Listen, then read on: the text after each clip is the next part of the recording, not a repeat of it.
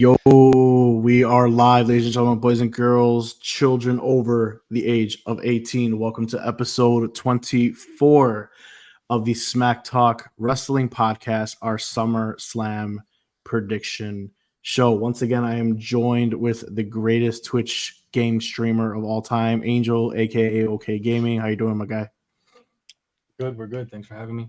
Awesome. And then we're also joined with the other co-host, the king of the wrestling trolls, the Yugi master himself, Gonzo, aka Raising Personalities. What is going on, Yugi master? All hail. I spend all my money on comic books, so I can't afford a fan. So that's why I have a different setup today. Let's go. It looks good. You're bright, sexy, all good. All good in the hood. All right, guys. So once again, this is episode 24, SummerSlam prediction show. But before we go on with the actual show, for first-time viewers, if you guys don't know what we do and what we're all about, this is a WWE podcast / live stream. We go live every Wednesday night, 9:30 p.m. Central Standard Time, and the Spotify. You can also listen on Spotify on Thursdays after we do the live recording. This episode, we got a lot to talk about. We're talking about NXT Great American Bash. We are talking about the SmackDown Tag Team Gauntlet. We're talking about the Wyatt Six, playing a little bit of Guess the Wrestler. And, of course, we will end the show, as always, with our SummerSlam predictions. We will actually be watching together, which would be pretty dope. I think last time we were at SummerSlam together was when we went there ourselves. 2 years ago now. That's right, which was a blast. Saw Brock Lesnar use, a tractor, lifting up the ring against Roman Reigns, which was pretty nuts. So that was one of the best shows I've ever been to, thanks to these guys for my bachelor party. So thanks again, guys. A couple years later, it was dope. Great time. But all right. So without further ado, let's just get right into our show about. But before that, I introduced this day in wrestling history segment a couple weeks back, which I thought was pretty good. A lot of people actually liked. They were messaging me. So today, real quick, I know it's not WWE, but it's one of our favorite guys. It is AEW's Platinum Max Caster's birthday of, you know what it is, the Scissor Me Daddy Ass team. It is his birthday. Happy birthday to our guy.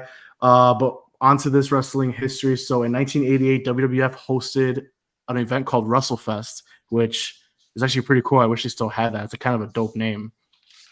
Notable matches where the Ultimate Warrior defeated Bobby the Brain Heenan with a sleeper hold in a loser wears a weasel suit match. I thought that was pretty interesting. Yeah, right? Yeah. And then Macho Man Randy Savage defeated Ted DiBiase to retain the WWF Championship at that point in time. And then Hulk Hogan defeated Andre the Giant in a steel cage match in under 10 minutes. The end of the match came about when Hogan tied Andre to the ropes and then climbed his ass over the cage.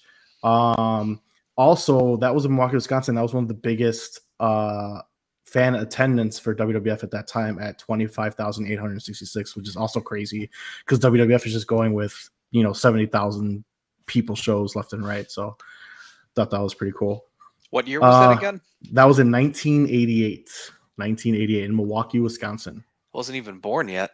Yep. One more year for me.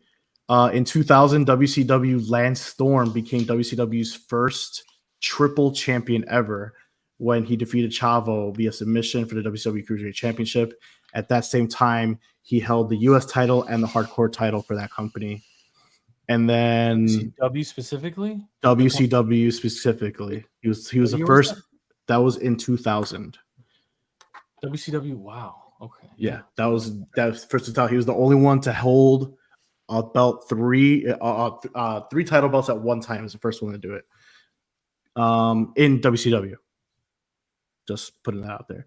And then lastly, this one's a little more crazy, but this is the anniversary today of Roddy Piper's untimely death. He died in 2015 on this day. So predominantly known in the Indies. He was a two-time Mid-Atlantic heavyweight champion for those territory guys. He was an NWA Hollywood Wrestling. He was a five-time American heavyweight champion.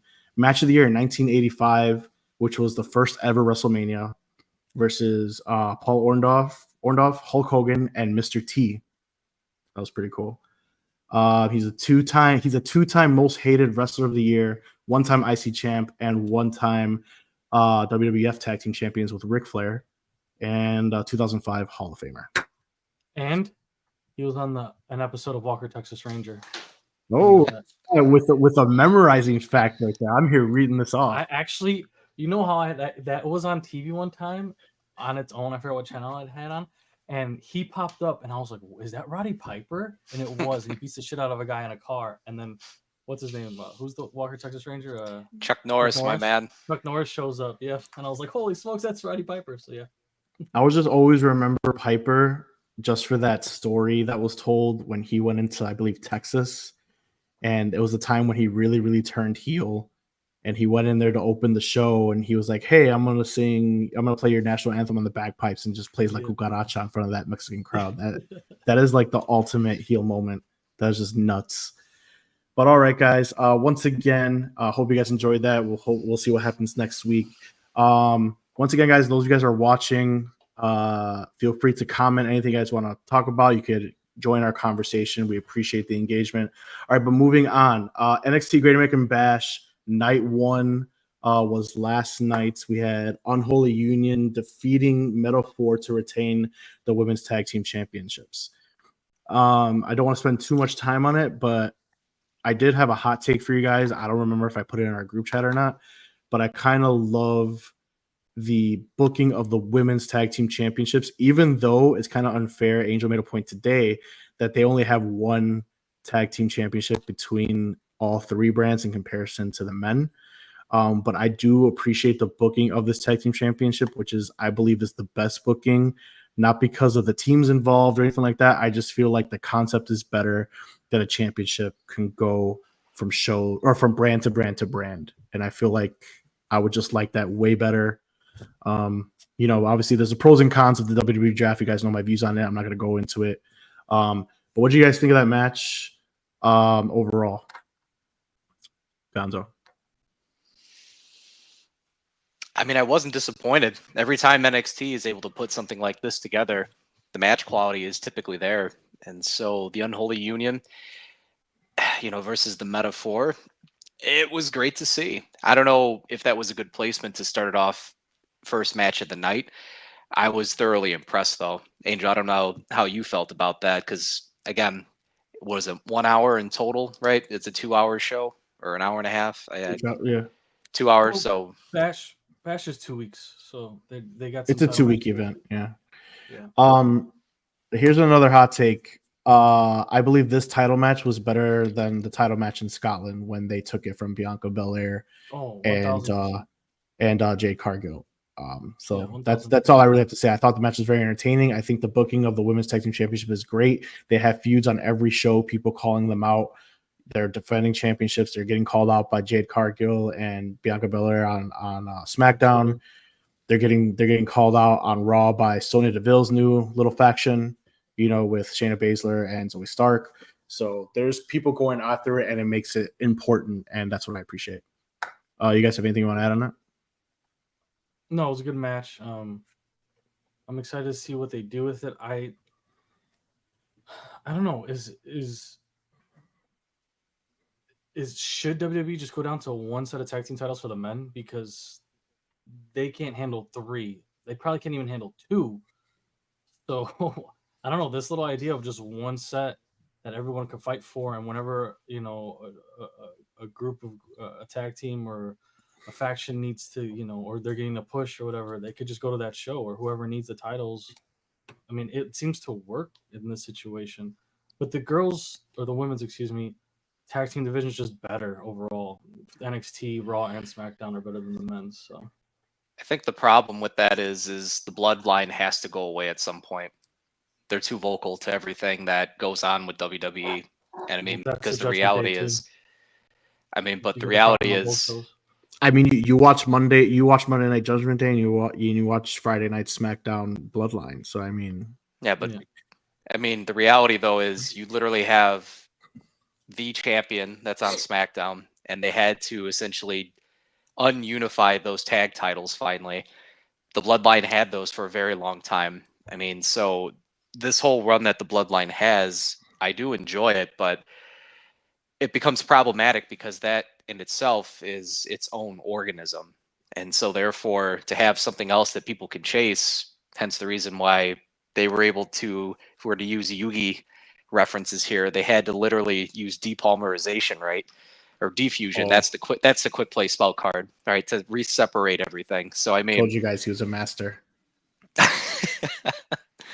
I mean that's just how I look at Kaiba. it. So Kaiba, yeah, the Blue Eyes Ultimate there.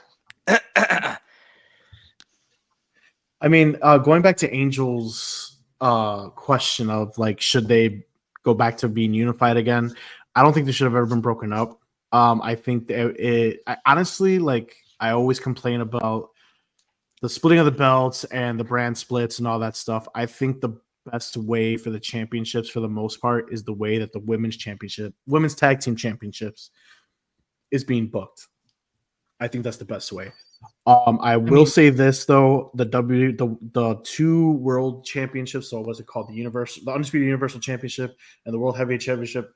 With all the stars that WWE have, I feel like it makes the most sense. Yeah, why we have two championships at that point? Otherwise, we'd just see Cody, Roman, and Seth here and there. But everything else, I feel like as though I think it would work better if you're a champion, you could travel from brand to brand and create fresh feuds on both brands. You were going to say something? I mean, yeah, the head titles you're talking about, it depends who holds them, right? Mhm. Like if Punk's holding the other title, he gives prestige to it. You know, Seth held it, he gave a little bit of prestige, but it still has it's still like they've been calling it the workhorse title, whatever you want to call it, but it still has to have its time for people to appreciate it. And then that all comes down to who holds it, of course, right? Like Rhea holds the women's, or she did hold that women's version of that, and now Liv does. And you guys don't care that it's not the WWE Universal Women's Championship belt. You just like who's holding it, right? So it really depends on who's holding it for a lot of this discussion. And then one more thing I wanted to say was there's a lot more women in NXT than men, like I told you earlier, like at least the bookings. So I don't see why they can't have one tag team title, at least for Raw and SmackDown. Maybe keep the NXT men's tag titles down there. But I don't see the point of having two titles on each major brand. But I don't know. That's just my opinion at this point after seeing how they're doing the women's tag titles. I mean, last thing. I mean, seeing them book the women's tag team championships just proves that it could work, of the theory that we've been discussing. Like they can make it work if they really actually put the effort into it. So, but that's it. All right, Tony D'Angelo defended his Heritage Cup championship against Tavion Heights of the North Quarter Catch Crew. He retained. The match is so fun. Tavion Heights is one of the signees, and he was an Olympic champion. I think this match type can highlight the attributes of people that are less known, like Tavion. But because he's used to being in an actual wrestling match, this could be tailored to those type of wrestlers, which is a bunch of them that they sign. They sign all these All-Americans, all these guys that they're trying to make and put over. Just this match alone really put my attention to him because he put on a great match with, the Don Tony D, who is also an Olympian competitor. And I don't think he won anything, but I know he competed. This type of match type, Angel and I were discussing earlier, I feel as though needs to be brought to the main roster in some capacity just because of how fun it is. And it doesn't need to be someone chasing the world championship or even titles that are blocked with part-timers, i.e. Logan Paul. You know what I mean? One of these types that could be defended every single show, every single week. This is something I want to see more. But that's all I want to say on that. Angel or Gonzo, do you guys have any thoughts on that before we move on? I want to say something really quick about that match, or the match type specifically. One, it's always a fun match. Mm-hmm. It's like what Speed is supposed to be, but way more involved in storytelling. Because right now you have the family's always there in this corner, right? And then you have the No Quarter Catch Crew in their corner for this particular match. It really works well with factions because you have their corners. You know what I mean? It's like between each round, they get their boost. You can have interactions, you can have distractions, people interfering, so on and so forth. But just because they interfere on one part of the match, that doesn't mean it's over.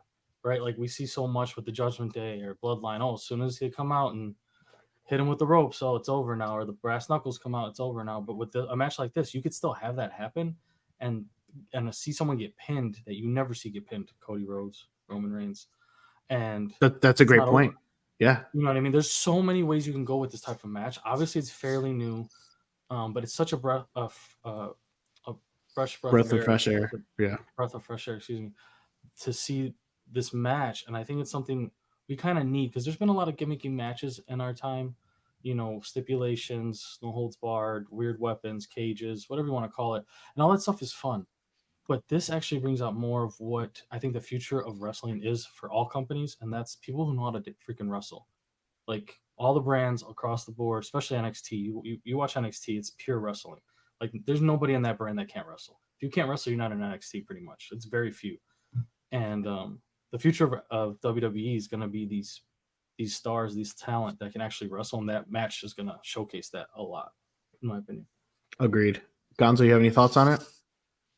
It's an optimized Iron Man match.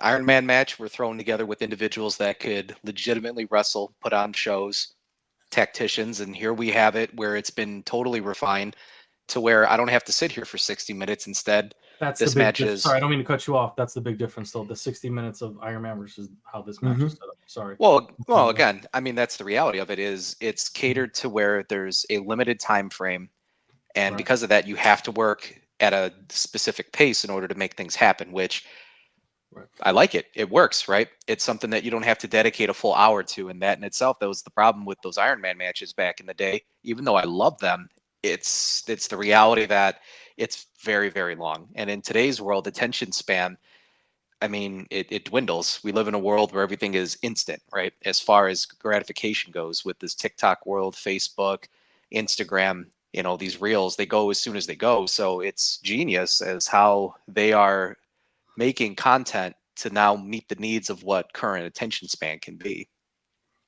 I agree. Just before we move on to note about, like you guys said, an hour Iron Man matches attention span. If this type of match actually went all the way to the end of the bell, it would only be 18 minutes, which is most 5-star matches.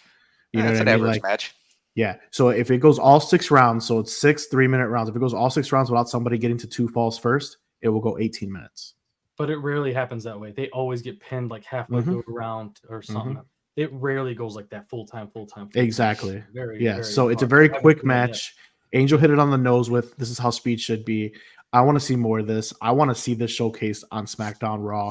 I want to see this defended at a WrestleMania. This match was honestly, besides the main event, Roxy versus Thea Hale, was my favorite match of the night. Loved it. All right, but moving on, we had Cedric Alexander defeat Brooks Jensen with Shawn Spears with him. I think it's kind of weird. I really don't care about this match at all. Did he come out like after though? It wasn't like with him. He was just Yeah, like, it was. Yeah, but for some Okay. reason, Shawn Spears has been trying to recruit. I don't know if he has a faction forming. He's got Brooks Jensen on his side. I don't know what it is. He Weird. tried to recruit. He tried to recruit Cedric Alexander, which is why we have this match: Cedric versus Brooks Jensen. Don't really care for it as of right now, but we'll just see what it goes. Unless you guys have anything you want to say about it. No. I have one thing to say. Oh, of course. Is Cedric Alexander really old? How old is he? I'd say in his 30s, maybe. I mean, late they talk about 30s. him like he's freaking 100. They're like, oh, he's just here to like talk to the young talent, this and that. I'm like, is this guy like 90? He doesn't look very he made his name in NXT, then went to the main roster, failed as a single star, then went to the Hurt Business. Then he was hot. He was a tag team champion with Shelton Benjamin, and then basically fell off the face of the earth. And now he's doing double duty as well. So that's all. Just the way they talk about him sometimes is just funny. I mean, I'd say late 30s or early 40s if I had to guess. I don't know. He's as old as us. He's only 34 years old. All right, well there you go. It's not even like old. He's 65. I'm like, geez, yeah. All right. To the highlight of everybody's night, you say his name and he appeared. The Joe Hendry concert. Fans erupted. This is the new Elias for Gonzo playing his guitar. He uses his song to basically call out Gallus and Joe Coffey.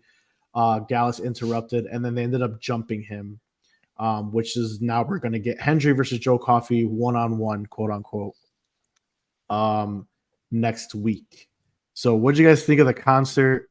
Are you like a big fan of this guy? Is he eventually going to be in NXT or WWE? Like, what's going on here? He entertains me, so of course I am a fan of the Joe Hendry experience right now. How could you not be? I am being entertained. I feel like you just like him because you lost your boy Elias, and now you got Joe Hendry out here singing. I mean, Elias technically could be LA Knight in disguise, so I mean, Okay. but Joe Hendry, what's there to hate about the guy right now? He is the most over using Elias's and Bo Dallas's gimmick combined. So, if you're done, yeah, I am done. Go ahead. Yeah. Okay, sorry, I didn't want to cut. No. Yeah. You're good. So far, the show, I don't want to cut people off. Dude, everything that guy does is just gold. I don't get it. He could talk to anybody in the locker room, and you're just like, this is hilarious. This is like him just talking to the girls, and then walking down that bright blue hallway. Hilarious. I was with the light, with the light shining, like he was just like, I'm just this godlike figure. Be like, you're welcome. Yeah, he's the Messiah. You know, like smokes. Like, dude, and he's on a show that he has nothing to do with. It's just amazing, and the way he just interacts with everybody, it's perfect. His song was hilarious. He brought up Booker T. I mean, he brought up freaking so many different random people. What's his name from the Patriot Lock dude? The guy that came out with the mustache. Dude, Zeb Coulter. Zeb Coulter, bro. That's like, right. We the people. Dude, the most random references ever. The shit was hilarious. Everybody was singing all his songs, like, and then him getting his ass kicked was funny and great too. Like, he just pulls it off, dude. I don't know. Even his promo at the end when he was leaving the stadium, I thought it was great. This guy is awesome, and I feel bad for TNA because he's gonna get stolen. So everything about him, the Angels just said hits on the nose, and this is the one thing I did want to say.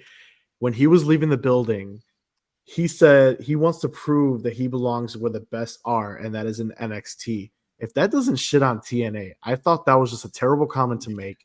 Out of everything else, he was doing gold.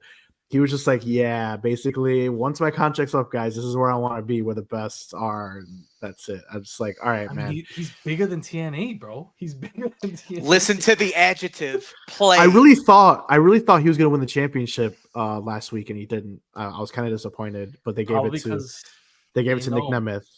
So they probably do know, but they're setting themselves up because they're allowing, like we said in episodes past, they're allowing their top stars going to NXT, and NXT is not reciprocating that. The only thing I could think of, how this works, it's kind of like the loan system in European soccer, and I wonder if that's how this is working. We don't really know. We just call it a forbidden door or access or whatever, but we don't know the real deals that they make with each other.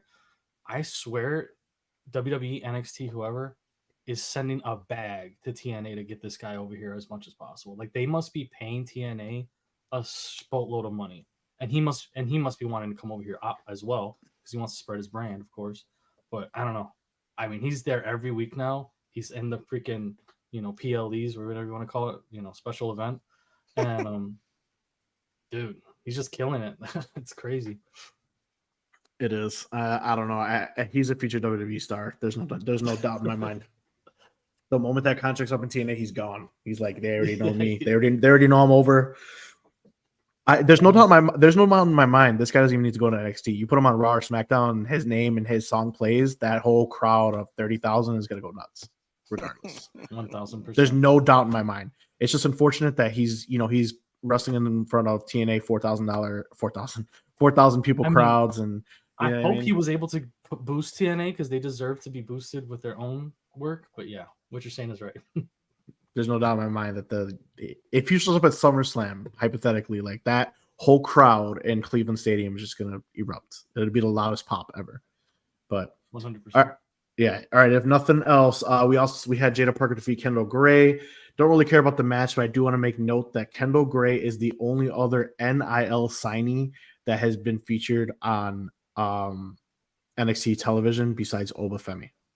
So NIL is the next in line. They're signing those college athletes. Obafemi, obviously the biggest star out of there, but she's the only other one that is getting significant time despite her L. So I just want to make note of that for you guys. Maybe that's something we need to watch out for because she's the only other one. We had Jasmine Nix, JC Jane, Fallon Henley defeat Angels Girl Soul Ruka, Lola Vice, and Carmen Petrovic. And then we had Of all the girls Roxanne. in NXT, I don't know why Soul Ruka is the one you say. Like I like so many girls in NXT, and Soul's never been brought up once by me. But okay. And then the main event of night one, we had Roxanne Perez defeat Thea Hale, which I was kind of shocked, to be honest, to retain the NXT Women's Championship in the match of the night, in my opinion. Why do you want Roxy to lose so much? It's like every time she has a match now, it's like, I'm shocked she wins. You say that consistently. Dude, Why? I'm shocked, man. Talk to us. Talk to us. She's held it for X amount of time. All right. Thea Hale has been over for a year. She should have won last year at the Great American Bash, but she lost. I thought this year was going to be, the story was there of her 1 year redemption, and it didn't happen. That's why. It was long-term storytelling. I thought Thea Hale, it was time to bring it for Chase U. Chase U has been in such disarray for about a year and a half with Chase's gambling problems that put the university in debt and all that stuff. Thea Hale was almost going to defect and turn heel. Like from that year, from where she lost last year at the Great American Bash to now, I thought now was the time. Roxanne Perez can absolutely take an L. She's so over. She's the best by far on that brand. I thought now was the time. And I thought Thea Hale, this was the redemption story, and it just didn't happen. So I was like, oh, damn. All right, well, there's that. But like I said, my opinion, match of the night, with the exception of, the Heritage Cup. Do you guys have anything you guys want to say on the match at all, or can I move on? It was a great match. And Roxy, I told you, once she beat Lola, I said, I will agree with you on Thea Hale. Like, her character definitely could have taken that title and ran with it, and they could have done something with it. But I don't see Roxy losing anytime soon, bro. Like, there's a lot of talent. Now I don't 100%. Yeah. But I don't know if anybody's enough to get over on Roxy. I'm looking at the lineup right now. Even that six woman tag match. Like, I'm looking. She already beat Lola. Petrovic. No. Like, who's gonna beat her? It's not gonna be Meechin. I mean, after last night's match, I mean, Angel could be 100% right. I really thought that of all the people right now, it would have been. It honestly should have been Thea Hale, but whatever. But after the match, she tweeted out at the new signees. They signed a bunch of indie women stars, and she tweeted out basically talking smack to all of them. So I mean, I could definitely see one of the new signees coming and getting thrusted into the main title picture right away. I mean, it's not uncommon, especially in NXT. I mean, we saw Ethan Page get signed and got the title in 38 days. So we'll see what happens with that. But just a quick preview of next week before we move on. So next week we got the NXT Women's North American Championship, Kalani versus Tatum Paxley. That's Angel or Gonzo's girl right there. He loves Tatum Paxley. So then we got Joe Hendry facing Joe Coffey. The NXT Tag Team Championships are on the line. Axiom and Frazier defending against MSK. They used to be a tag team in NXT, and then of course, Zachary Wentz had his personal stuff and he got fired, but they are back together. He's from TNA. So MSK versus Axiom and Frazier for the NXT Championships. They're taking it, by the way. Trick Williams versus Pete Dunne, who is now Pete Dunne is on the show now. God, who's now got like 5 shows, dude. Who's now taking the Meechin role. Yeah, but Pete Dunne also produces a lot of these episodes as well in segments. He does a lot of stuff. Because he's in every. Well, he's doing it, making himself indispensable because he's about to just be thrown off TV after he gets the Meechin treatment of wrestling on every show possible. So yeah, but I mean, if he does behind the scenes stuff, it makes him very valuable. So because once I found that out, have a point. He might be at every taping, so they're just like, "Fuck it, you just throw him in there for half this shit that we got to do." Like when they have gaps, like I'll tell you, he's in Speed, so they probably like, "Oh, what the fuck are we gonna put in here? Oh, throw him in there, like fuck it." Speed. All right. So yeah, once again, that's next week. Trick Williams versus Pete Dunne. Man, before we move on, Trick Williams, man. I mean, the fall off. It's just has to be studied. Yeah. It's just crazy to me. That's all I have to say. I'm not going to go into detail, but the fall off of Trick Williams right now. I mean, yeah, he's still over. They're still chanting with that trick, but now you're fighting Pete Dunne, who basically they don't have any idea for, and now it seems as though they don't have any idea for Trick Williams now. It's like, where's the creative direction? But sounds like Justin Fields. Hey, Justin Fields out here throwing dimes, man. Anyway, And lastly, NXT Championship, Ethan Page versus Oro Mensa. They finally get their hands on each other. Oh, wait, thumbs down. Okay, it was gonna be quick, but You give a Angel, shit about Oro Mensa, yo, metaphor, son, metaphor, bro. Okay, are we done? He's Can we move pinned him on? 1, 2, 3. You don't hear the chance? Right, but I have a question for you. If we can move on from this title Absolutely, absolutely. Go ahead. match, you've been saying that NXT does the same shit AEW does. Can you elaborate just a little bit? As far as You just say NXT does the exact same, or not exact, but does many things AEW does, but AEW gets screwed or crapped on, shit on, and NXT is praised for it. What are those things? oh, you mean like for my comment from last week? Yeah, Wow, a lot of things. Number one, I mean, tag team championships, you know, either being locked up or just going from one team to another. What's up, River Dog? Thank you for joining. There's just a whole bunch of stuff right now, dude. The match types, the match lengths. I mean, the quick feuds. Sometimes the backstage little pre-recorded low budget promos, but yet you know AEW gets shit on it.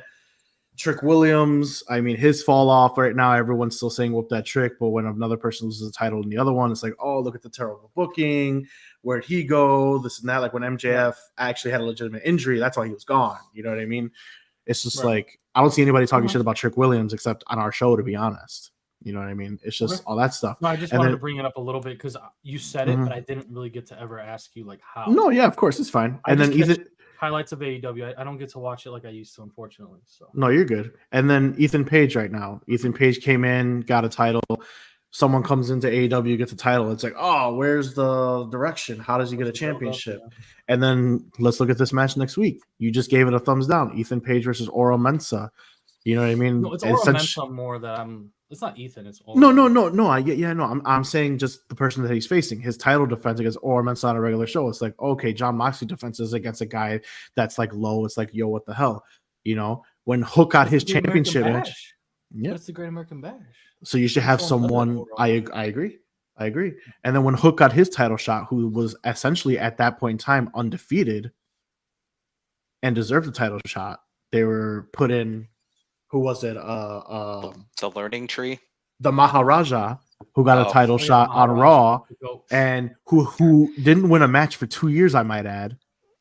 And they were like, "Oh, this is great!" But then when AEW does it, who gave it to Hook, who actually is technically because records matter, there was undefeated and definitely warranted a title shot. It's like, oh, this doesn't make sense. So it's just like, hold the internet wrestling community, just hold the same standard. That's all I'm saying. Right. You know.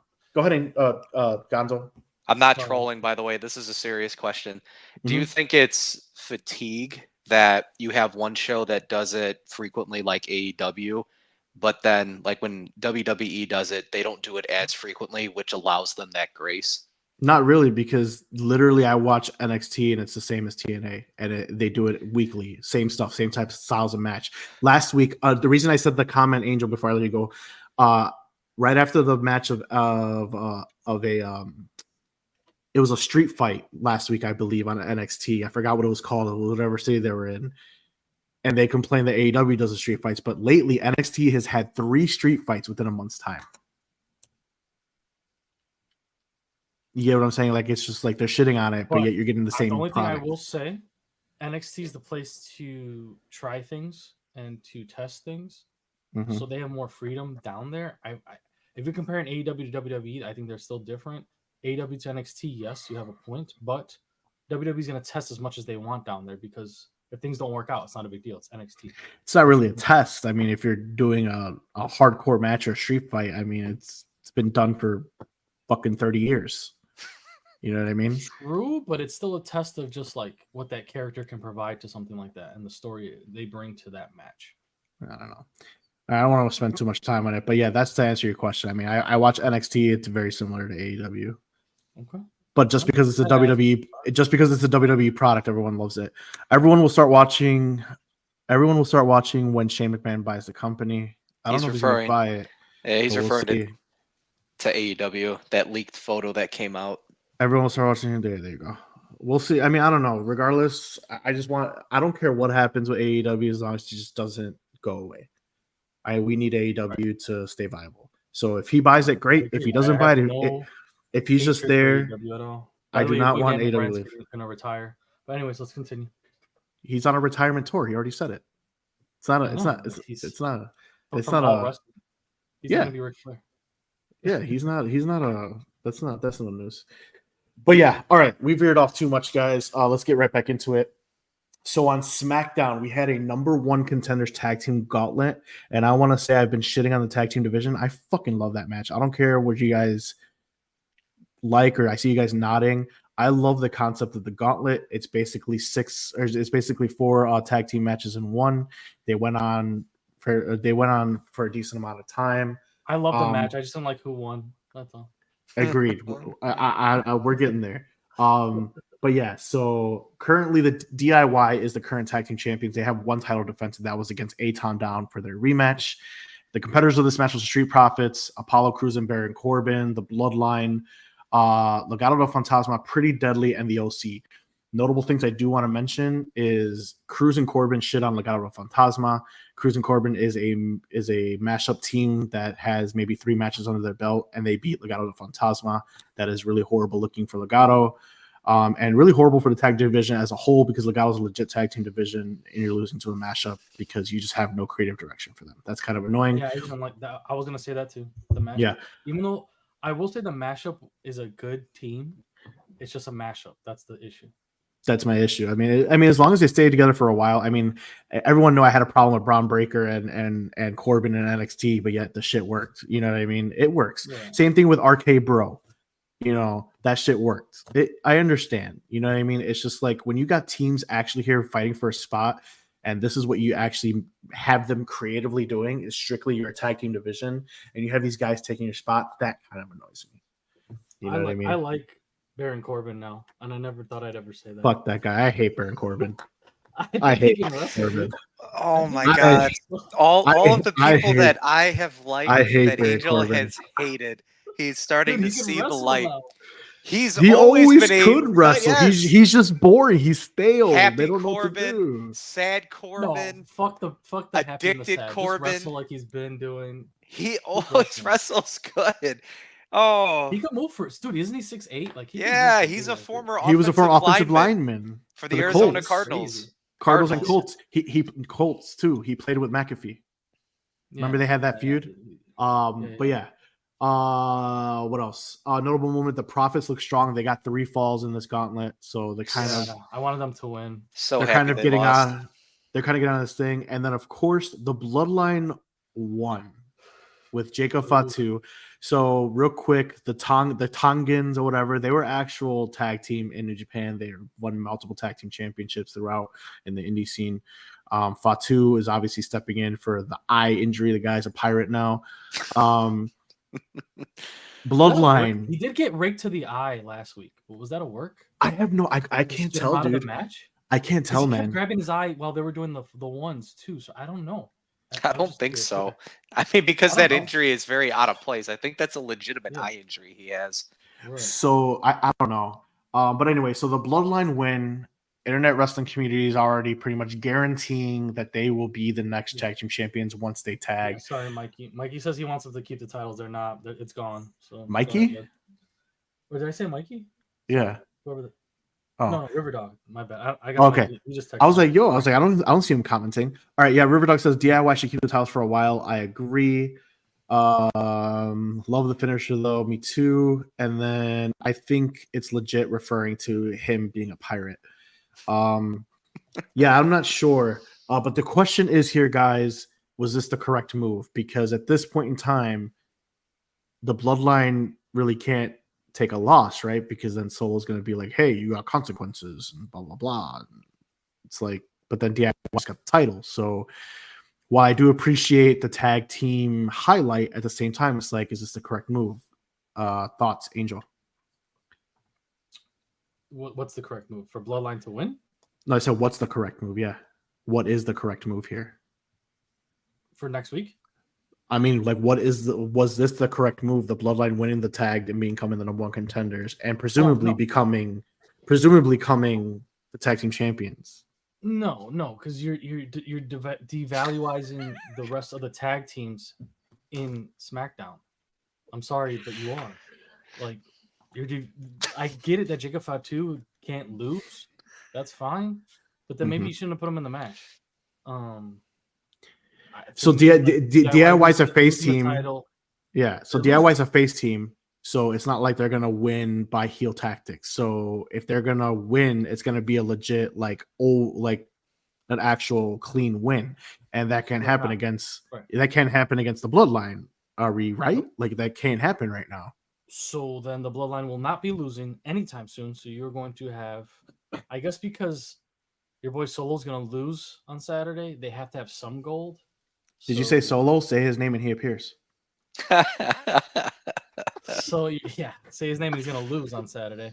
But yeah, they're not losing anytime soon. I guess that's the gold they're going to hold because, what else are they going to get? The U.S. title? Your boy don't even show up. So. Yeah, I don't know. Gonzo, do you have any thoughts on this before I rip it to shreds?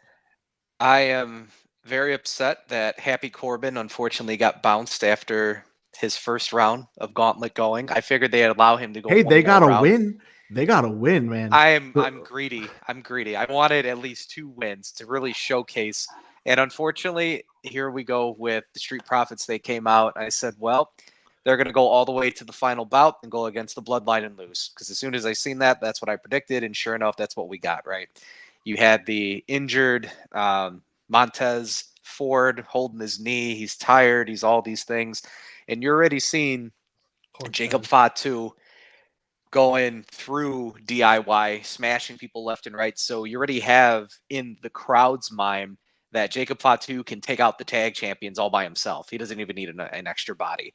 So the tag champions are already, in my eyes, they're underdogs now going into this match regardless. So with that being said, is this the right move to move forward with doing it? Maybe it was a last-second pivot because, again, Captain Jack Sparrow with the missing eye, maybe you don't have Jacob Fatu in this match, right? So it adds a little bit more credibility to things. But see, here's the thing. I don't like I don't like the Street Profits. I haven't. Even months and months and months ago, I just don't like them. So the fact that they took out my boy, Happy Corbin, I'm already salty. So here's my payback, and I get the Bloodline coming in. Where do they need to be there? No, they don't need to be there. But now, in order to make sure that the Street Profits don't advance, I'm all for it now. But that's just me. That's me, the fan, speaking. I'm not trying to sit here and say, is this the best booking opportunity? No, I'm not saying that. This is me, the fan. I like the fact that the Street Profits did not advance. So that's just me being, Well, they're coming at you.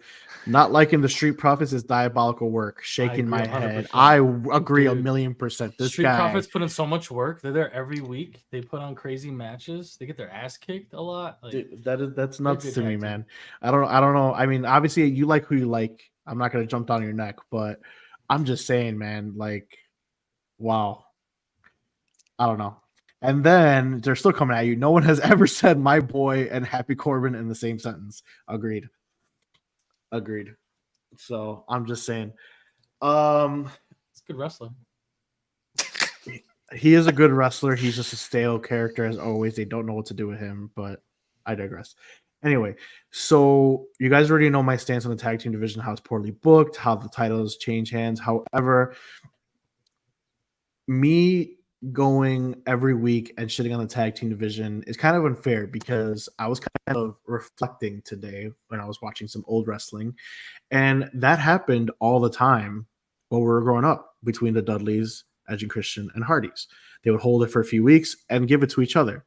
So at this point in time, I'm not really mad at it anymore as far as the tag team championships changing so quickly. I'm just mad at now who won, because presumably the Bloodline is basically intended to win the championships, and are they going to have another stranglehold for a year plus like the Usos did on the SmackDown tag team division? That's the only thing I'm worried about. Spoiler alert. If potential spoiler alert, I'm sorry, not an actual spoiler. It's not like I know the outcome.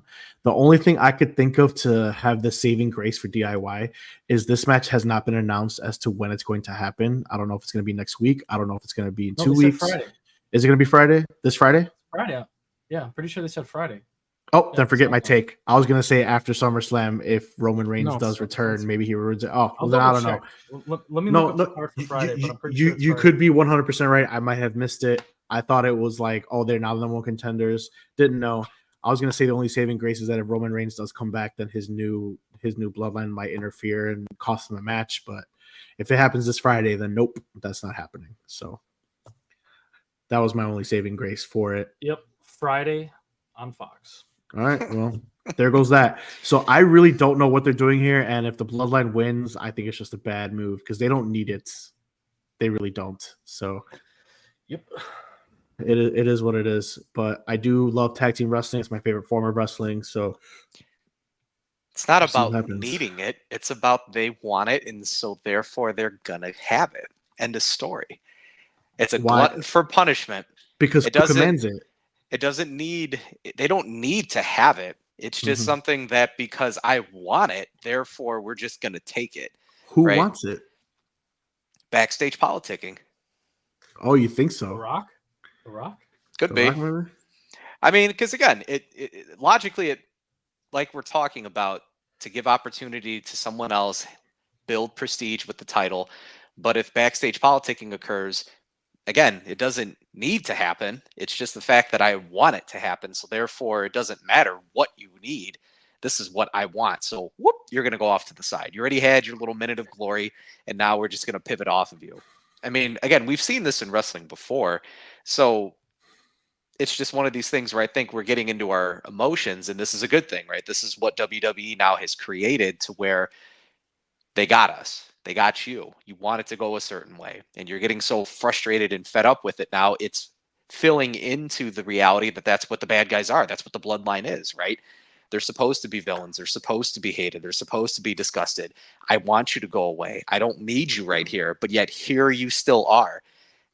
So they're constantly being built this way on purpose. So I think the crowd is going to be more invested in DIY heading into this match now as underdogs regardless, and therefore you're going to have a little bit more support, win or lose. Okay. Well, I guess we'll see Friday if we're gonna, be breaking controllers or not. So we'll see what happens. All right, moving on. We have the Wyatt Six, Creed Brothers versus the Old Alpha Academy this past Monday night. The Creed Brothers won. Gable attacks Otis post-match. Otis did hold his own for a little bit. And then the Wyatt Six members interrupt. We got members revealing themselves on how they look. And then they attack the Creed Brothers. Howdy meets Gable as Gable just leaves him like a little girl. He meets him at the top of the ramp and then runs away.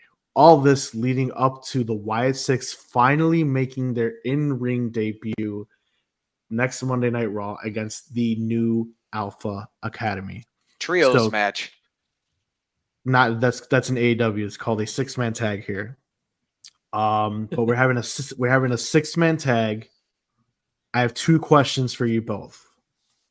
Number 1, is it too early for their match, or is it finally okay to happen? Should have it been done at like a PLE?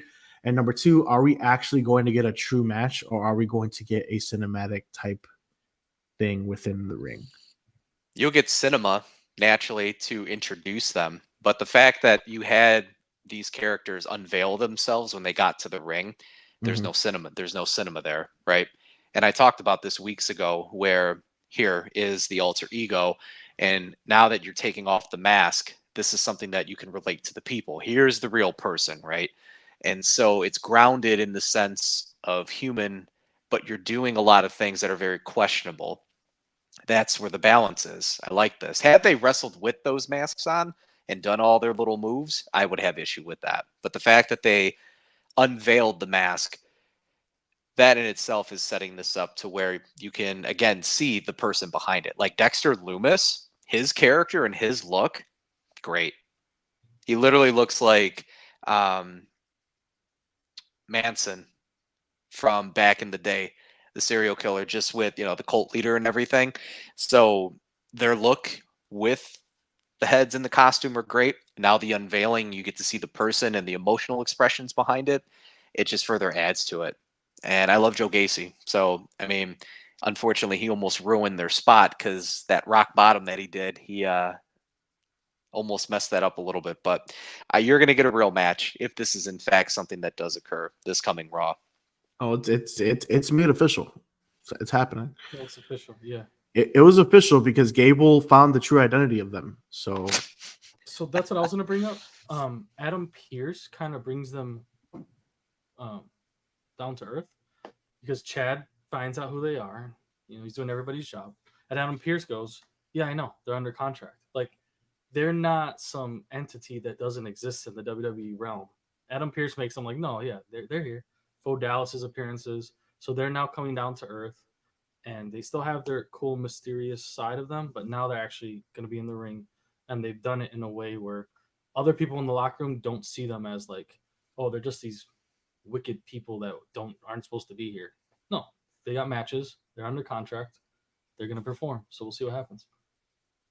Yeah, and I really like it. I mean, we spent weeks past where we're trying to predict how this is going to translate in ring, if they're going to fall into, Bray Wyatt's realm of things as far as overthinking. Right now, I feel like everything's just been absolutely perfect. We go week after week saying, oh, how's this going to translate? How's this going to happen? I'm scared. We're nervous how this is going to play out. Right now, I feel like everything's perfect. Them revealing themselves, whether in ring, when they're about to put a beat down on the new Alpha Academy. I think all of it has just been done perfectly, and now I really have no worries as far as how it's gonna go in ring. As long as they don't start bringing in gigantic little hammers and shit in the match, and we just actually have a wrestling match on Monday, that'd be cool.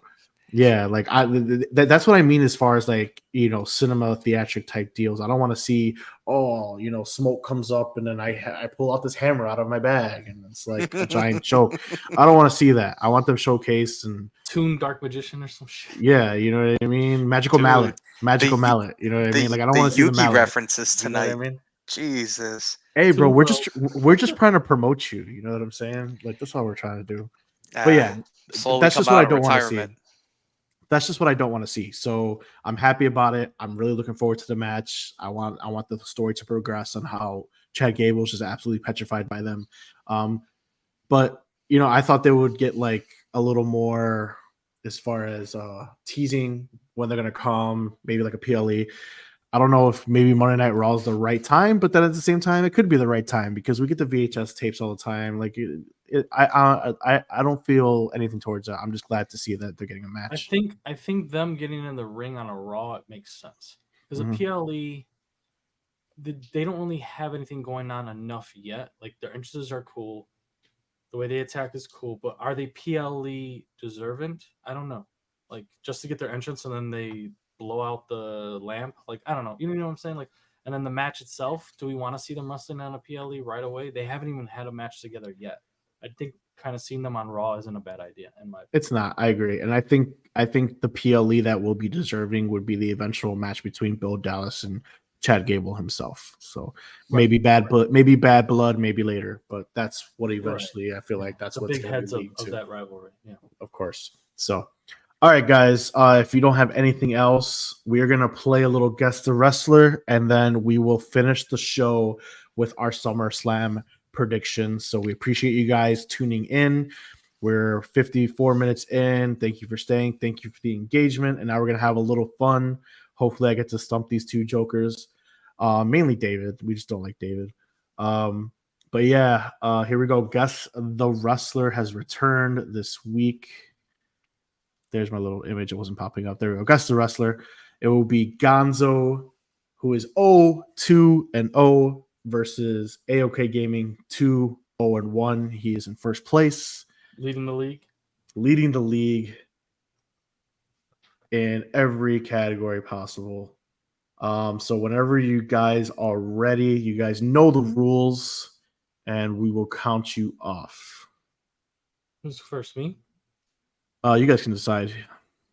Gonzo, do you care? Nah, doesn't matter. All right, you know what? Let me explain the rules real quick. So once again, guys, I'm sure you guys seen this game before. It's usually someone just presenting to another person. But we have 3 hosts on this show, so we make this a competition. It's Gonzo versus Angel. If one of them guess, they will be able to present to me and whoever loses. If they both draw, they have a rematch next week, and I will present them one more time. So once again, guys, we're going to have 90 seconds instead of a minute like it's normally played. You will either ask a question or make a guess. And are you guys ready to play Guess the Wrestler? I guess I'll go first. All right, Angel, in 3, 2, 1, go. Are they active? No. Okay. Did they wear trunks as their ring gear? No. Did they ever hold a WWE title? Yes. Are they a male? Yes. Did they wrestle with a faction or tag team? Yes. Did they have a submission as their finisher? Yes. One of them, by the way, I'm just going to add that. One of their finishers is a submission. Man. Is it CM Punk? No. Are they part of the Attitude Era? Yes. Currently active? They're not active. They're not active. I'm sorry. Oh shit, I put no. Okay. They're not active from the Attitude Era. You're Chris 1 minute in. No, it's not Chris Jericho. Gonzo. It's not my question. Oh. Are they part of the Radicals? No. 15 seconds. Wow. Is it? Oh my god, I can't think of it. Wow. Did they hold the WCW title? The World Championship? Yes. Yeah. Kurt Angle. No. All right. Booker T? No, you both get one more guess. You do not guess the championship. I'm going to give you this, though. So this person did hold the WCW championship. However, it was held in WWE. That was post. They bought it post WCW. Angel gets to go first. So you get one. God.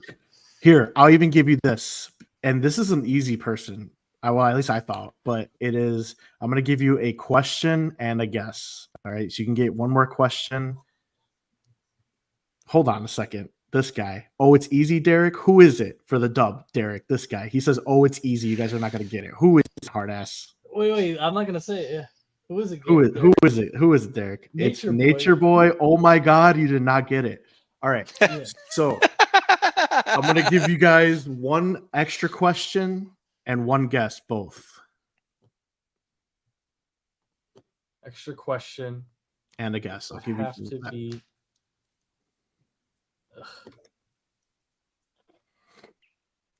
They were in a faction, you said, right? They were in a faction, yes.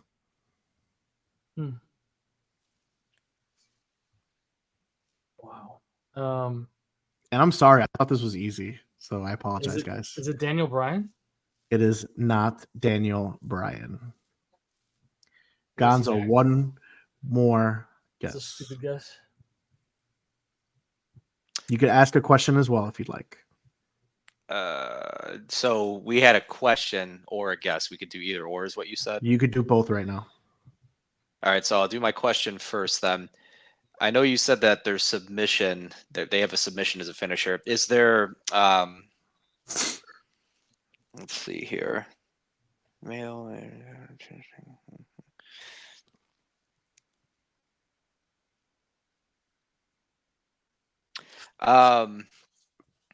Do they have long hair? Yes. God. This is interesting. WCW and a WWE champion, huh? But remember, he only held the WCW championship in WWF or E. This was post WCW. He held that title. Yeah. Well, I guess my wrestler is gonna be, and they're in the Attitude Era. I remember you saying that. Oh my god, you're taking so much time. Hey man, I don't have a win yet, so I'm gonna be winless here in a second, or I'm gonna just get another tie. God. Make a say a guess. name. God damn, say his name and he will appear for you. Oh Yeah. my god. Test. I'll say Test. Why not? Test. I don't think has ever held a championship, but whatever. Edge? All right, so this person is a 7-time collectively. So that's WWE World Heavyweight Championship and a WCW champion 7 times. He's a WWF Hardcore champion. He is a 6-time tag team champion. He's a 1-time WCW tag team champion. Once again, that was in WWF. 2007 Royal Rumble winner, class of 2022 Hall of Fame class. He is none other than The Undertaker. Congratulations. So the triangle choke is what you went with when we asked if he has a finisher? Yeah. He finished. It's a finish. He finished them. He finished it with the triangle. That's why I wanted to say, because I knew you guys were going to veer off, and I was like, I want to let you know it is part of his finisher, but not his main. God, And it's called Hell's Gate, not the fucking triangle choke. Oh It's yeah, a there you go. fucking triangle Hell's Gate. choke. I don't give a shit. Yeah, I really thought that was an easy one. I really did. I guess not. I guess it's harder Dude, than he it didn't is. do that fucking move until he turned like 75 years old. Still God. used it. It still counts. Well, Still part of me counts. wanted to say Chris Benoit just because of the. I was going to the say would Chris submission. never- Benoit too, but I was would like, never there's no way choose he's gonna him. say- I would never Yeah, choose you him. wouldn't So choose- no. I was going to say But- Chris Benoit as well. Well, that's Yeah, why so- that's why I asked if they were part of the Radicals or whatever. I mean, because you had a Yeah. couple guys in there that had submission moves, but they could also end it with another finisher too. Well, I'm sorry, guys. I really thought that was easy. I really did. He's one of the greatest of all time. I didn't expect it to be this hard, but the game is hard, I guess. You got to ask the right questions. But they will face each other once again. Gonzo is still winless. He is 0-2-1, so he doesn't have a 0-0-0 win record now. It's just slightly higher. And AOK Gaming is now 2-0-2, and they will have their rematch next week. Sorry again. Really am. I really thought that was it wasn't a guy that there's another guy I really wanted to take, but I knew you guys would have never gotten him. But I guess we'll have to see next week. So next week the rematch will take place. Sorry, guys. Sorry again. Oh, Taker. Yeah, the Undertaker. And then Derek thought it was obvious, this fucking guy. All right, moving on to the final segment, guys. This is the SummerSlam prediction show, and it is time to make our SummerSlam predictions. Gonzo, I have a request, though. So these guys don't know. Gonzo likes to take notes throughout this, and I know he has his handy-dandy notebook, just like Blue's Clues. I want Gonzo to now, from in forever, to actually track our win-loss record for PLEs. We've never done it before. We always guess, but if we're gonna do a prediction show, let's just track them, man, and see who's really is the kingpin around here. All right. Do we have the king of the trolls? Do we have the king of gaming, or the pro wrestling kingpin? So let's see. All right. So first match up, we have the one that I think everyone is most wants to see. We got Drew McIntyre versus CM Punk with the special guest referee Seth freaking Rollins. Gonzo, who wins, please? Oh, I'm biased. It's CM Punk. I don't even know how he's winning, but he's winning. Okay. Angel, your guess. CM Punk Isn't versus this Drew crazy McIntyre. that I'm pretty sure this is CM Punk's first singles match on TV since joining WWE. Or am I incorrect? No, he got hurt, remember? I mean, he had a single. Right. What was the match that he got hurt in? Singles match. Oh, Royal yeah, Rumble. you're right. Yeah, you're right. Holy crap. It's his first singles match since coming back in WWE. Crazy. So who wins? My heart says CM Punk, but my brain wants Drew McIntyre to win just for the storyline. Like, Right. Oh man, this is tough. I'm just gonna circle Drew McIntyre for you. Why? Don't do that. Don't do that. Don't do that. Because then you gotta scratch it. I'm gonna say CM Punk just because it's his first match, and Drew. Oh man, he's got to put him over. He has to, even though Drew's been putting everybody over lately. But All right. gotta do it again. So these two got CM Punk. There's an added element once again. Seth Rollins is the special guest referee, and when he laid out his rules on Monday Night Raw, he said, "DQ, I don't know. It's referee's discretion. How long it takes him to count to 3, he doesn't know. It's his discretion. It's his discretion on everything, and I think he's going to play a bigger role than anything. And I think this feud does continue to bad blood in a Hell in a Cell, like I mentioned a weeks prior. And I think we get a no contest. I think nobody wins because of Seth freaking Rollins. So I'm getting a draw. That is my bold prediction. A draw. Hate it or love it. That's boring. So Okay. That it was is. boring. Yes, sir. On All to right, the next moving on. We got Bailey versus Nia Jax with Tiffy Time Money in the Bank in her corner. Angel, who wins? Nia Jax, it's just a better story. She deserves the title. Say that again. Okay. Nia Jax, it's a better story, and she deserves the title. Gonzo, should I ask you who wins or? Bailey. Bailey's gonna win. Oh, interesting. You drop in your girl like that, just like that, after months of supporting her. That's right. I still support her, but Tiffy Time is gonna play a role in potentially costing her this match. Interesting. Okay. Nia Jax is winning in a landslide. I don't think it's anything close to Tiffy Time. I think we might have little teases here and there of her like, oh my God, should I? And then whatever. But ultimately, Nia Jax is like, no, sit down. So. No. Just no. All right. Next up, we got Logan Paul defending the United States Championship against LA Knight. Yeah. Gonzo. Who wins? Oh, it's LA Knight. This should be a clean sweep for all of us. Angel? Really? Oh, Angel? Who wins? It should be LA Knight, but this Logan Paul seems like the only character he is the champion character. I'm gonna go with LA Knight because I just need it to happen, so I'm trying to like manifest it at this point. LA Knight as well. It's get the part-time champions out of here, dude. I love Logan Paul's in ring, but he needs to commit. And LA Knight needs something finally, man. So LA Knight, clean sweep. All right, we got the Intercontinental Championship match. Sami Zayn defending against Braun Breaker. Angel, who wins this match? It's Braun Breaker. I mean, Sammy's already gotten away with how many weird ass wins that he shouldn't even have had. His time is up, and I don't know what more he can do to like squeak out another I barely survived, and I got a pinfall and a freaking hell of a kick out of nowhere. Like, I'm good. Braun Breaker. It's his time. Gonzo? I have to stay consistent with hating Sami Zayn, so it has to be Braun Breaker for me. Yeah. I think it's Braun Breaker as well, man. I think it's time. I can't. As much as I want to say Sami Zayn, this would be that time where I would get burned and Braun would win. So I have to remain consistent with my hate. Right. All right, then. A match that everyone is just absolutely waiting for. We got the Women's World Championship match. Liv defending against Mommy Rhea Ripley. Gonzo, who wins? This is going to be interesting. Liv Morgan wins. Okay.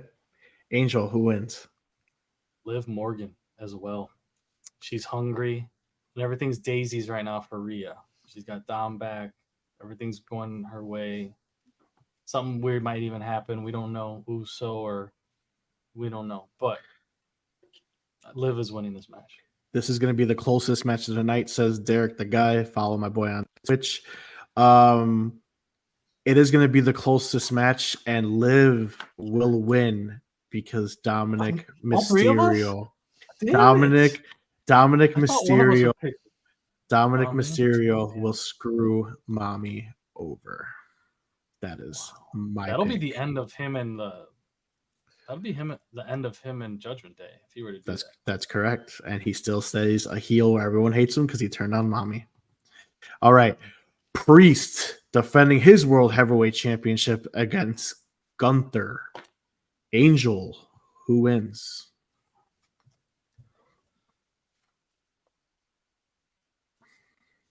gonna be Gunther. And Damian new. deserves to keep the title. Damian deserves to keep the title, but it's just it's just the wrong place at the wrong time for him. Gunther is just he hasn't done anything but just go for these belts and these, crowns, and he just gets gold. So Derek, the guy says, It's Gunther. "Get this fraud Damien out of the company. You're both are crazy." Gonzo, who wins? I'm actually very taken back. I figured that Angel would pick El Trashion.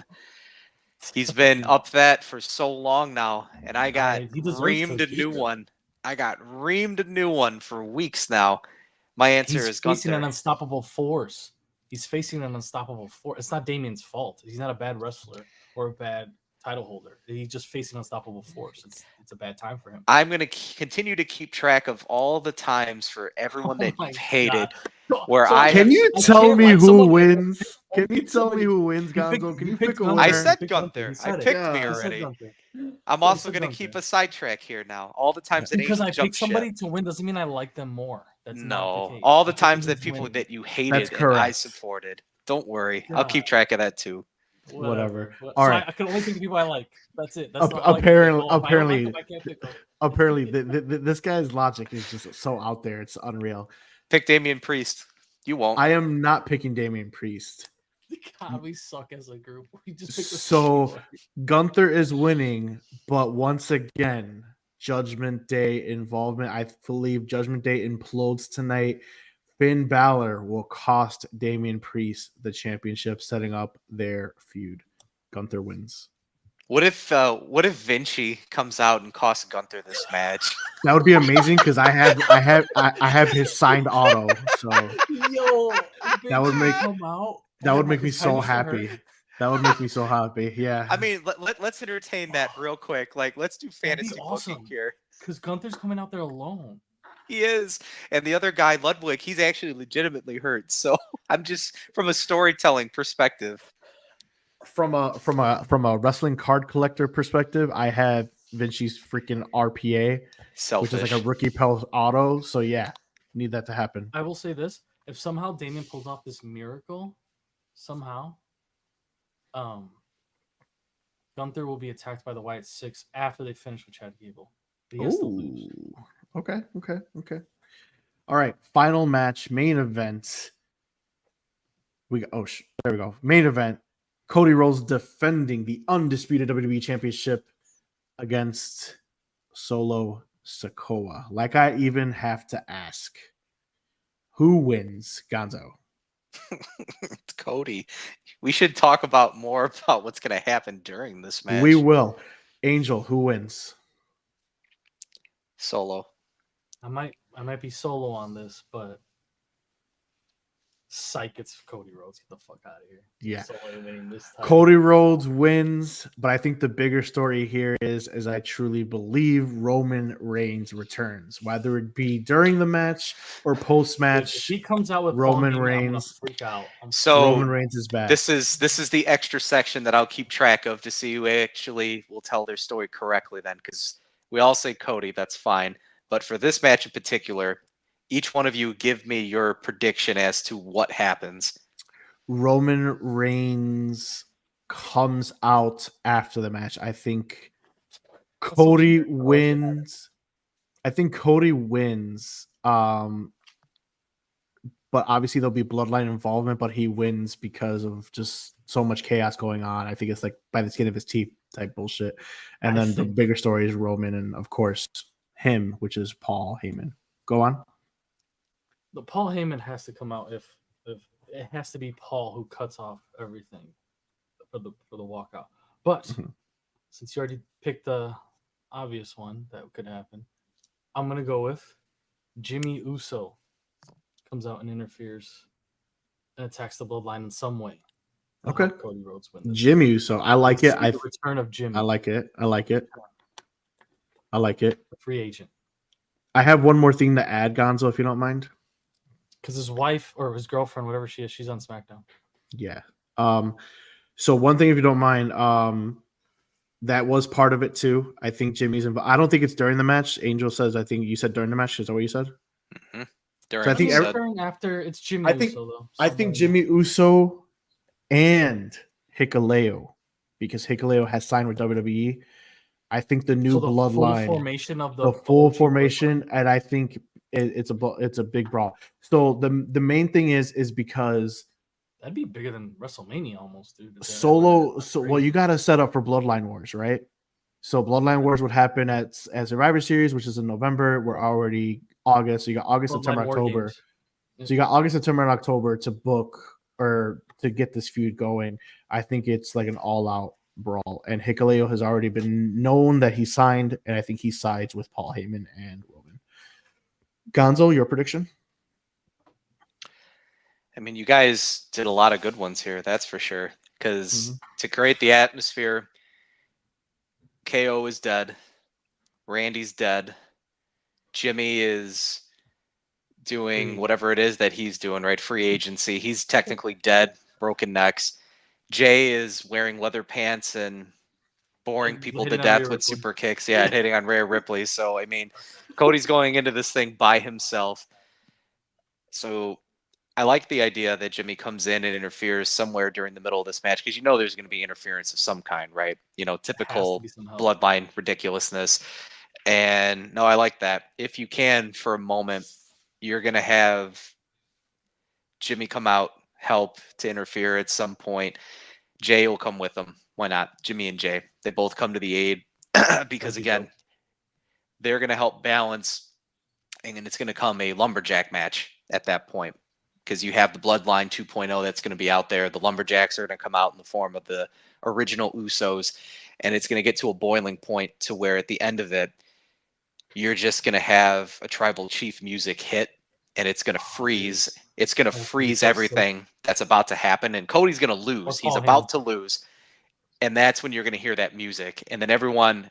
And this time around, there's not going to be a botch. I guarantee you that. Whoever that previous sound person was, I'm sure, is no longer allowed anywhere near the production truck. That's correct. That person is no longer allowed to hit buttons anymore. So they got a new person potentially to do this spot. And Roman is going to walk down that ramp ever so slowly. And that's all the time that's going to be needed for Cody to recover. And he's going to get his pinfall victory right there. Okay. And I like it. I like it. I think give a bonus point. Of course, sure.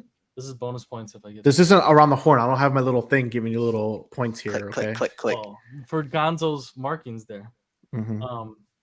Speaking of which, rip the show. What'd you say? Powerbomb Solo? You crazy as hell, dude. Get out of here. Paul Heyman will powerbomb Solo. Yeah, okay. Whatever. The assistants of the bloodline.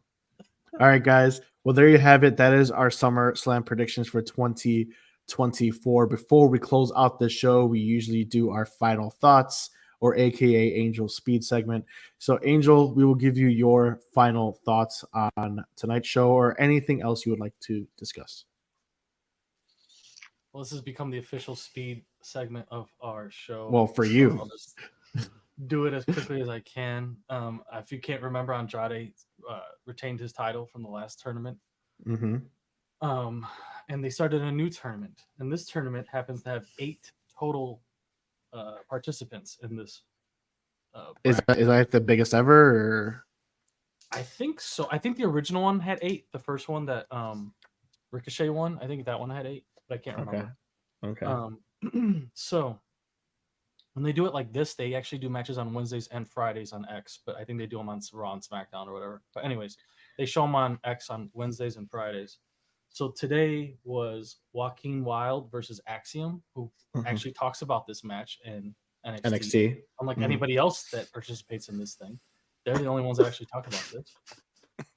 And it was a decent match. Joaquin Wilde actually showed up a little bit. I haven't seen him, I haven't paid attention to him too much. LW, is he LWO? Yeah, right? No. Yeah. No, he's LWO. No, he's LWO. He used to be he was Legado. On NXT. He used to be Legado to Fantasma on NXT, yeah. He was talking to Axiom on NXT. Anyways, it was a decent match. Joaquin wins. Axiom, he's busy with his tag titles anyways, so that made sense. The other competitors this Friday will be Pete Dunne in quadruple duty against Julius Creed. Okay. Oh, That's damn, Joey Creed. was- Oh, he's in a Wyatt. Okay. Yeah, yeah. So these guys are doing double duties. A lot of these guys. And then next Wednesday will be Austin Theory versus Oh, Montez Ford. rip Austin Theory. All right. Yeah, he's in. And then we got some more NXT talent for next Friday's match.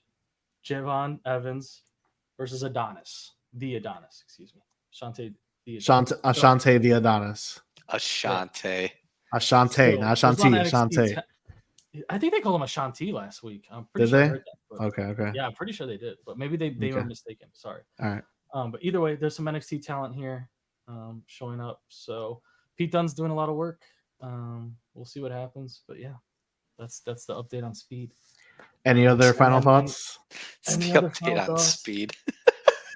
No, I I just- don't have any Well, final thoughts. No. Okay. Not on Speed, yeah, or nothing else besides the Speed. I think we talked about everything I wanted to talk about and ask you guys about. So I'm good. All right.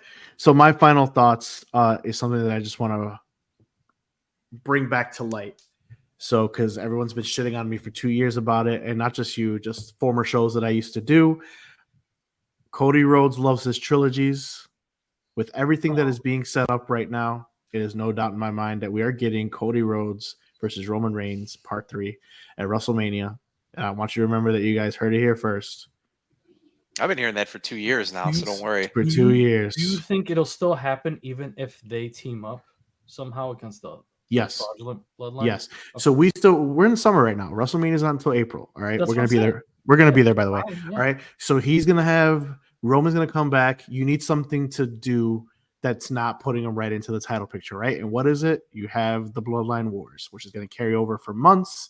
You're gonna have it go to Survivor Series, and then after Survivor Series, what happens? I assume he becomes the rightful tribal chief, and his attention turns to how do I get back into the title picture, right? Then we have Royal Rumble. If he doesn't win that, then he has Elimination Chamber. And honestly, even if he doesn't win that, I mean, we could see what happens. I think you just said it. yeah. No, he's winning Royal Rumble. It could be Royal Rumble or it could be Yeah, Elimination Royal Chamber. Rumble. He has With 2 Cody sitting in the chances. stands, Yeah. with Cody sitting in the box just like he was, Mm-hmm. and he's gonna look at Cody like Cody looked at him. Then we're gonna have Yep. a replication of what happened last year. Yeah. So when I said this prior to their first matchup on my old show that I used to do, I got shit on by viewers, by co-hosts, and It you're wasn't getting well it. received. Well, And you are getting it.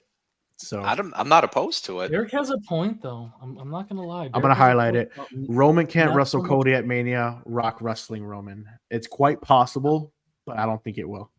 I think Rock is gonna be like wanting to wrestle someone at Mania. Like that Mhm. tag team match was something he just like kind of let happen because of the WWE universe. He wants a Okay. WrestleMania match. Hey, I could be wrong, but we're getting Cody versus Roman 3. I'm just letting you know. So who's Rock gonna fight? I don't know, Solo. Who cares? Roman Punk? versus Rock Punk night again? 1. No, it's Roman versus Rock night 1.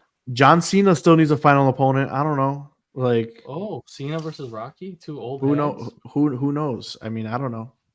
All I know is there's no doubt in my mind we're getting, like I said, for 3 freaking years, Roman versus Cody. Rock and Cena fought at Mania before, no? Yeah, they did twice. Twice. Yeah, They main evented it twice. twice. They have a rubber match too. That's because The Rock got hurt in the second They're one. 1-1. Long-term storytelling at That's its finest, huh? All right, guys. So I just wanted to throw that out there to make sure that you guys remember that the Kingpin said that shit 3 years ago. But here we go. Yeah. So that was our prediction show. Once again, we will be watching live on Saturday. Maybe we'll do a live show together, post show, since we're all in the same room. We'll talk it out. We'll let you know, and we'll post if that does happen. But until then, Gonzo, why don't you tell everybody where they could find you so we can close out the show? Yeah, I'll be quick. It's raising_personalities. You can definitely find me on the Twitch machine, Instagram, and then also YouTube. And so I've been streaming actually a lot more Master Duel there here. it is. There it is. The Yugi Yeah. Master himself. Yeah, The I've Yugi Master been himself. streaming that Aiba. a lot more. Pegasus. And Pegasus. Oh God. The memories. So yeah, that's kind of actually what I've been doing here more of lately. Just talking a little bit more about old school Yugi, trying to go against the modern deck stuff, and it just brings me frustration and anger and joy all at the same time. All these wonderful emotions that I thought I could just, leave in the past. But And what's your Twitch handle again? Just for It's the fans? It's the raising_personalities. There you go. Go follow him. You'll see him rage, and he'll probably send you to the Shadow Realm because he'll lose. So, I know I sent my 2002 Game Boy exclusive to the Shadow Realm. there we go. That's Worth a lot of money now. Wait for Austin. All right.